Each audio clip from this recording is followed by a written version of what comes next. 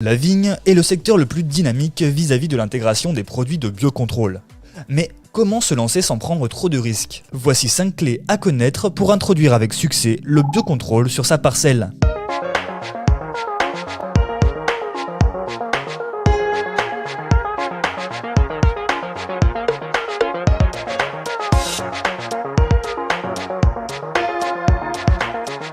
Le MAC du biocontrôle vous emmène à la rencontre de Étienne Lavaux, conseiller viticole et référent bio auprès de la Chambre d'agriculture de Gironde et qui dispose d'une exploitation d'une dizaine d'hectares en appellation Saint-Émilion.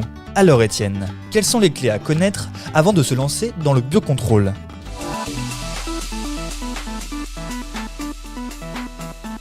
Tout d'abord, c'est savoir s'il est capable d'intégrer ses produits, donc s'il a une certaine connaissance des produits, qu'est-ce qu'il se fait en biocontrôle, quelles sont leurs performances, comment les utiliser, pour pouvoir les intégrer au mieux dans un calendrier de traitement, voire de substituer complètement certains produits par des produits de biocontrôle.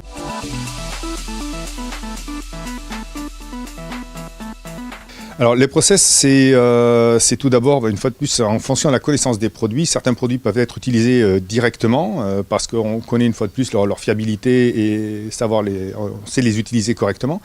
Par contre, pour d'autres produits, c'est bien effectivement de tester les produits. Donc ça peut être un test sur une parcelle. Ça peut être aussi un test en programme, c'est-à-dire pas forcément faire tout le programme avec ce type de produit, mais l'intégrer dans un programme déjà existant.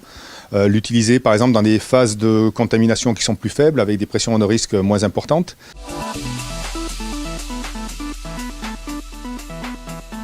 Il y a des produits qui ont là aussi une certaine expérience d'utilisation. Je vais prendre l'exemple classique du soufre sur l'oïdium. C'est un produit qui est très ancien et qui marche très bien. Sur des maladies comme le botrytis, là on a des produits qui sont un petit peu moins fiables, en tout cas en termes de réponse, et qui sont souvent à accompagner de méthodes prophylactiques pour essayer de les aider.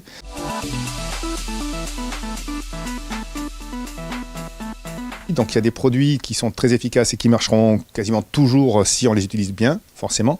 D'autres produits étant un petit peu plus faibles, il va y avoir une certaine obligation à les accompagner de méthodes prophylactiques qui vont renforcer en fait l'efficacité, simplement parce qu'on diminue déjà la sensibilité ou la pression sanitaire en utilisant des méthodes naturelles de travaux en verre, de fertilisation, qui fait qu'on va rendre le vignoble moins sensible aux maladies, et ces produits-là peuvent avoir un intérêt parce qu'ils peuvent agir sur des pressions un petit peu plus faibles.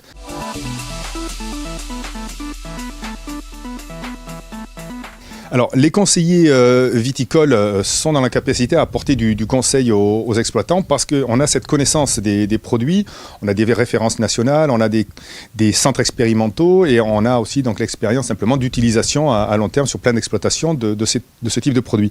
Et donc, ce qu'ils peuvent apporter, c'est justement l'expertise sur la puissance des différents produits, voir dans quelles conditions on peut les utiliser, comment les intégrer dans un calendrier plus classique pour tirer au mieux l'efficacité de ces produits et surtout le résultat que l'on attend derrière. Connaissance, empirisme, humilité.